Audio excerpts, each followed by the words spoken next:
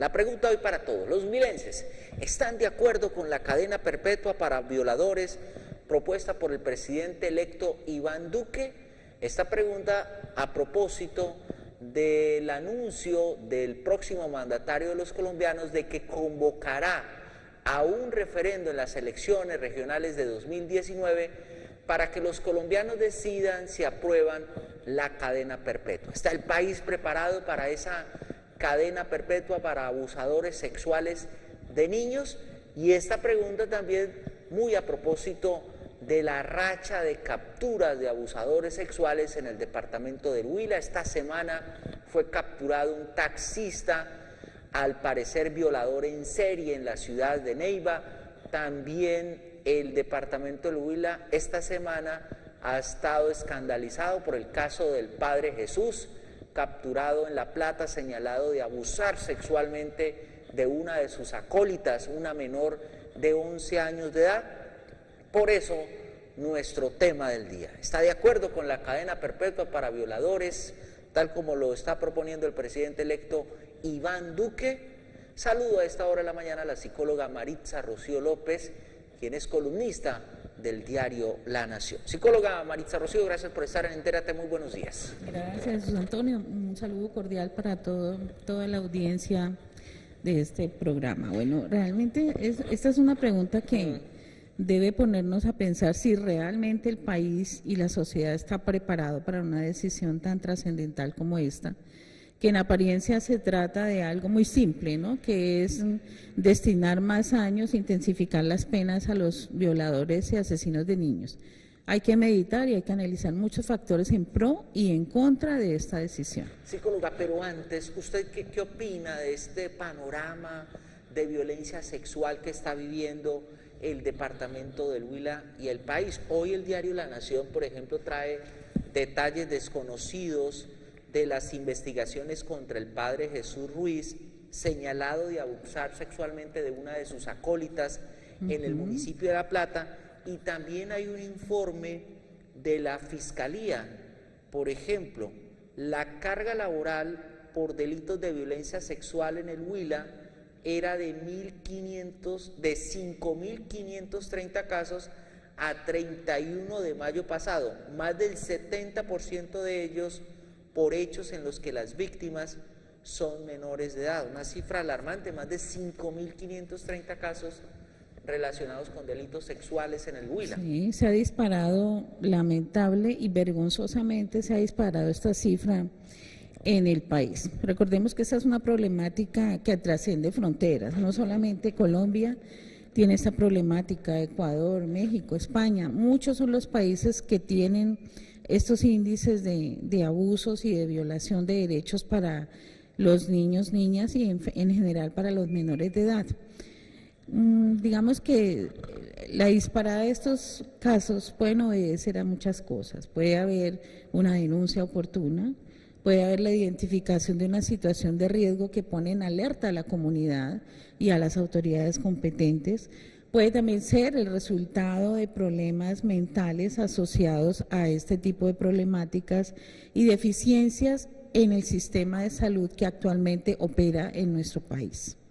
Psicóloga, y frente a este tema, ¿hasta dónde le cabe la responsabilidad a los padres de familia? Porque si están proliferando las denuncias de abuso sexual contra niños es porque algo está pasando o algo está fallando en nuestra sociedad. ¿Son los padres, el Estado, los docentes? ¿Quiénes? A ver, de hecho que si estamos en un país donde se deben acoger conductas moralmente aceptables, todos los niños, sin excepción alguna, deben ser objeto y deben ser el mayor capital social de la sociedad. Situación que nos conlleva a garantizar que sus derechos prevalezcan sobre los otros, como está establecido en la Constitución de Colombia del 91. Como padres de familia tenemos el deber de formar y fortalecer competencias en los niños para que esa salud mental sea lo suficientemente fuerte para sortear situaciones. Muchos de los psicópatas, muchos de los violadores de niños tienen historias de vida marcadas en el maltrato, en los abusos, en enfermedades mentales no tratadas. Entonces confluye la responsabilidad de los padres frente al cuidado, la protección y el afecto que se brinda a los niños frente a una sociedad que no puede continuar tolerando o callando o permitiendo ningún tipo de abuso o maltrato.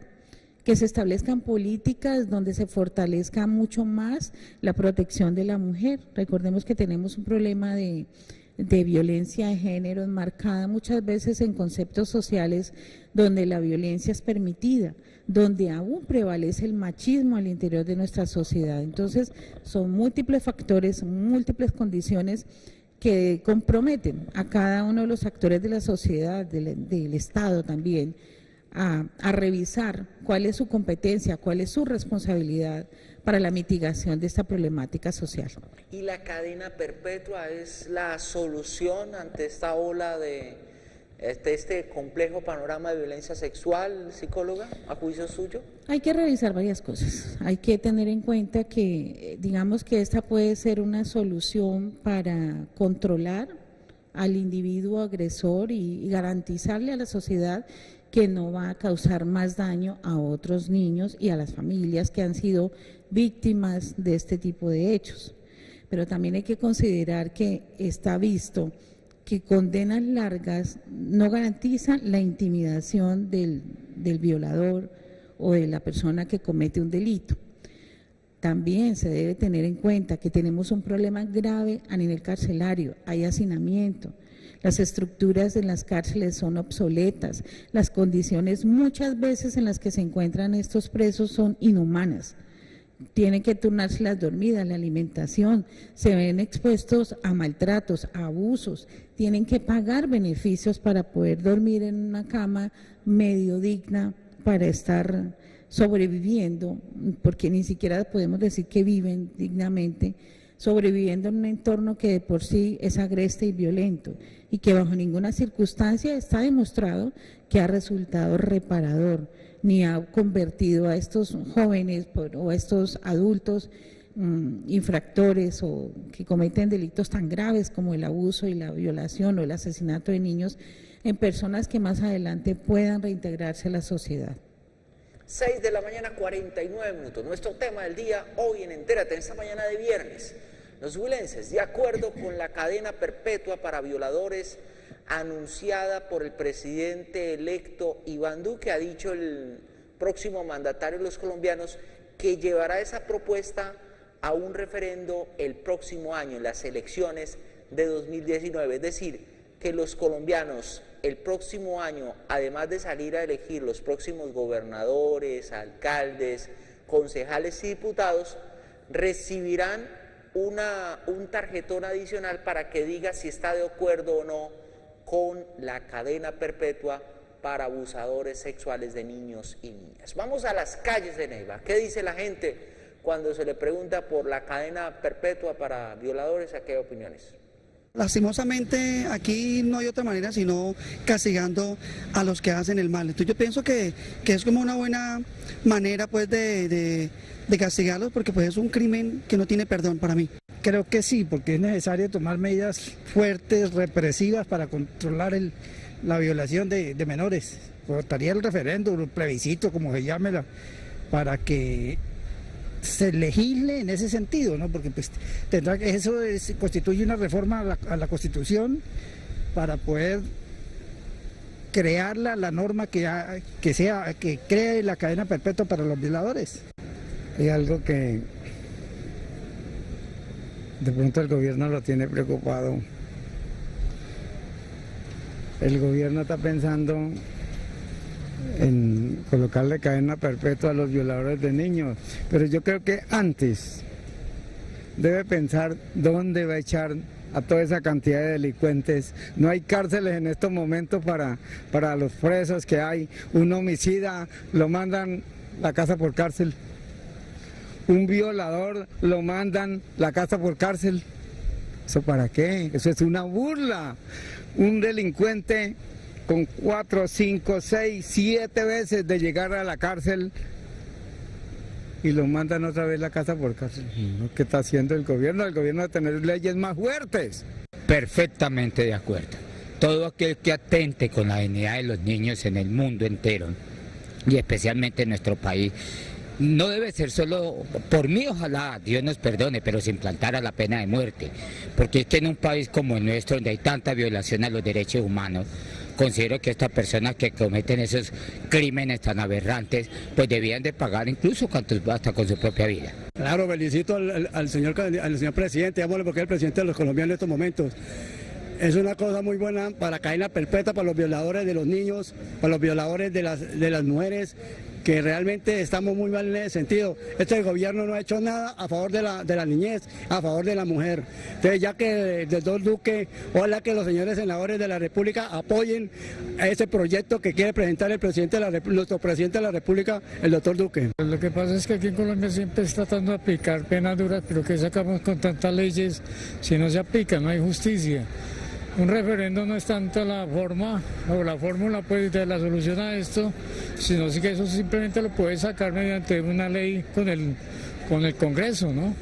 Yo creo que lo del referendo es para meter otras cosas adicionales y utilizar pues eso para, pues no sé, no solamente viene lo de la violación de los niños, el castigo a los violadores, sino que quiere meter otras cosas adicionales, que reformas como puede ser la misma, volver a retomarlo de la reelección. Son las opiniones de la gente en las calles de Neiva. ¿Qué piensa, psicóloga Maritza Rocío? A ver, Jesús Antonio, hay varias cosas. Es que en Colombia, el Estado Social de Derecho en que nos encontramos a partir de la Constitución de 1991 no admite en su parágrafo, en el artículo 12 de la Constitución, tratos crueles e inhumanos. Si se tiene en cuenta lo establecido en el artículo 34, explícitamente dice que una de las cosas que están prohibidas es la cadena perpetua. Esta situación, ¿a qué llevaría? Necesariamente habría que hacer una reforma o una revisión de la Constitución. Entonces, además de traer unos costos adicionales al país, pienso que se estaría desviando el interés principal sobre el cual se debe realizar un esfuerzo. El Congreso ha venido realizando desde hace 2 años la revisión de elevar a delito el maltrato infantil. Pero entonces el asunto sería, ¿qué estamos haciendo? La sociedad, ¿qué está haciendo? Desde las familias, desde las instituciones educativas, desde el Estado mismo, para garantizar entornos saludables a los niños, niñas, adolescentes y jóvenes. ¿Qué estamos haciendo para garantizarles una atención, una alimentación y una educación adecuada a nuestros menores de edad? ¿De qué manera estamos tratando a los hijos en los hogares? ¿Cuáles son las pautas de disciplina? ¿Será que en esos entornos violentos no están generando potencialmente violadores más adelante? ¿Será que si un niño que proviene de un entorno donde ha sido abusado, donde es víctima de maltratos y cualquier situación que atente contra su dignidad humana, no va a tener a futuro alteraciones emocionales o trastornos de la personalidad? Entonces, es muy importante que la sociedad y el Estado, obviamente, fortalezca los programas de prevención. Dejamos de ser un poquito tan paternalistas y actuar sobre la protección y fortalecer aún más la prevención. Porque en la medida en que se prevengan situaciones, en la medida en que se establezcan programas de prevención de consumo de sustancias psicoactivas, de alcohol, de acoso escolar o de bullying, de violencia intrafamiliar, de violencia contra la mujer, con seguridad las condiciones futuras van a mejorar para nuestros niños y obviamente las familias. Las familias, los adultos responsables deben revisar los patrones de conducta que se establecen al interior de los hogares. Deben establecer la responsabilidad que tienen frente al incentivo o frente al impulso que están generando en los niños para que se vuelvan violentos, intolerantes o vengativos. ¿Será que los medios de comunicación de alguna manera no promueven un poco el tema de la violencia cuando se venden imágenes sangrientas y esto hace que la persona se vuelva más insensible al dolor? Y se nos olvida entonces cultivar algo que se llama la empatía, que es la capacidad de ponerme en el lugar del otro, y esa precisamente es una de las cualidades que carece el psicópata, el asesino, que es la empatía, es la habilidad de poder sentir o entender lo que el otro está sintiendo. Psicóloga, le insisto por un tema en todo este complejo panorama de violencia sexual en el Huila y en el país. ¿Qué papel juega la sociedad o qué tan responsables somos como sociedad de lo que está pasando? Y se lo pregunto por un detalle. En el caso del padre capturado en La Plata, señalado de abusar sexualmente de una de sus acólitas, ayer fue la audiencia en el municipio de La Plata y sorprendentemente un buen número de personas de allá de La Plata estaban a favor del Padre Jesús. Incluso trataron de agredir al equipo de periodistas del diario La Nación que fue a cubrir la noticia del padre capturado.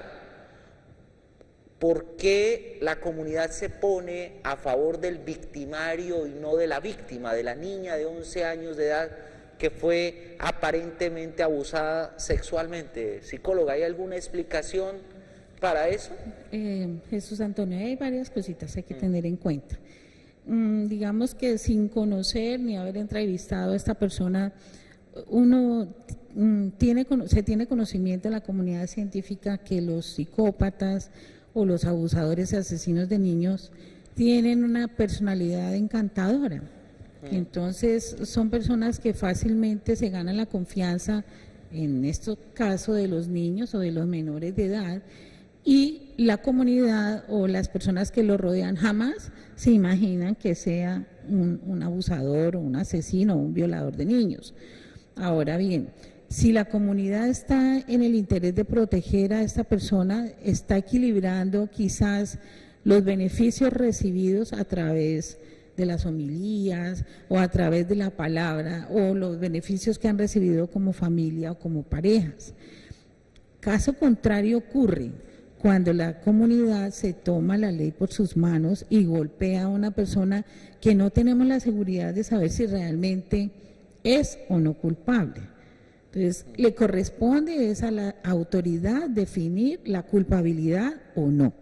La comunidad puede expresar su solidaridad hacia la persona, pero no puede interferir la labor de las autoridades. Obviamente la labor periodística tampoco, porque ustedes están en el deber y en el derecho de dar a conocer a la comunidad este tipo de situaciones con responsabilidad, teniendo en cuenta que hay una dignidad humana en quien sea, que no puede ser atropellada ni puede ser mancillada en tanto no se demuestre a través de pruebas penales la culpabilidad o no de esta persona. Y si es culpable, pues será la ley la que imponga las leyes o el castigo que merece esta persona. Y no solamente el castigo, también debe recibir un tratamiento psicológico, una asesoría sociofamiliar, una intervención psiquiátrica. Y obviamente pues a las víctimas y a los niños sobrevivientes de este tipo de situaciones hay que darles urgente atención. 7 de la mañana en punto. Los huilenses, de acuerdo con la cadena perpetua para violadores propuesta por el presidente electo Iván Duque, ese es nuestro tema del día en esta mañana de viernes. Hay más opiniones en las calles de Neiva. De acuerdo con eso, hay que apoyar ese referendo porque no podemos permitir que sigan cometiendo ese poco de atropellos y abusos contra los niños. Y las mujeres también de estar incluidas. De acuerdo porque la niñez tiene que ser amparada y no puede estar sometida a agresiones por parte de individuos perversos. Yo recuerdo que la cadena perpetua. Además, que me gustaría que se llame pena de muerte. Claro, yo creo que sí sería una buena opción, porque ya todas las medidas que han tomado realmente no han dado resultado. Sería excelente, votaría por eso. Creo que hay que endurecer todas las penas para castigar al culpable, pero tenemos que también invertir tiempo y recursos en volver a educar a la sociedad. Tenemos que volver a hacernos como sociedad, entender qué significan las relaciones entre las personas, qué significan las relaciones entre los adultos y los niños, qué significan las relaciones entre los hombres y las mujeres. Tenemos que volver a hacer como sociedad o a hacernos como sociedad. Sí voy a votar y estaré de acuerdo con eso. Pues porque definitivamente los violadores ya se han dado cuenta que los liberan antes de tiempo y ellos deben cumplir una condena que merezca todo el daño que hacen. Totalmente de acuerdo porque es que durante cientos y miles de años en este país se ha visto que ese delito cada vez ha venido en crecimiento. Yo soy abogado y desafortunadamente me he encontrado con unos procesos que no tienen mucha presentación y que lógicamente la justicia debería actuar duro, con mano dura, contra ese tipo de delincuentes que la verdad es un parásito, un ruin para la sociedad, porque pues está atentando especialmente contra lo más sagrado que es nuestros niños. Entonces totalmente de acuerdo. Son las opiniones de la gente en las calles de Neiva. Los huilenses de acuerdo con la cadena perpetua para violadores a propósito del anuncio del presidente electo Iván Duque de que llevará esta propuesta a un referendo en las elecciones regionales de 2019. ¿Qué piensa de estas opiniones, psicóloga Maritza Rocío? Reiterando y resaltando la necesidad de convertir a nuestros niños, niñas, adolescentes o a los menores de edad en el mayor capital social del país, que se garantice la prevalencia de sus derechos, que se garanticen entornos donde no vulneren su vida, su dignidad, ni su proyecto de vida. Igualmente, digamos, si uno mira desde la parte económica, y lo hablábamos hace un momento con Jesús Antonio, ¿cuánta plata se va a invertir para este referendo? Qué pena, con respeto a todas las personas que están de acuerdo con la realización de esto, pero si nos ponemos a evaluar cuántos millones se van a invertir para esto. ¿Cuántos miles de millones? Miles de millones.